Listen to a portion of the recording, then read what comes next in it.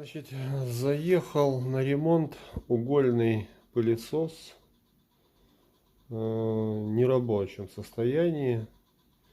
Питание поступало, а вентилятор не работал. То есть, получается, разобрали. Значит, что в самом пылесосе? Ну вот вы видите, да?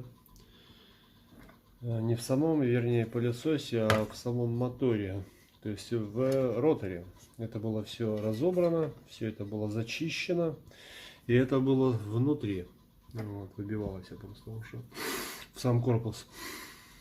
Так, значит, проверка после глобальной зачистки. Хорошо, обшива не сгорела на роторе.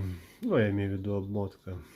Так что, девчонки, предупреждаю, своевременно чистите свои пылесосы, иначе будут неприятные ситуации и расходы. Так, проверка.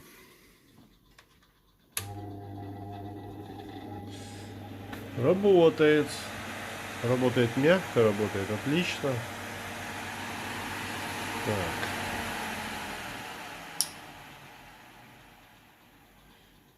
Все, уровень частоты, скорости тоже срабатывает. Все, будем собирать, отдавать клиенту.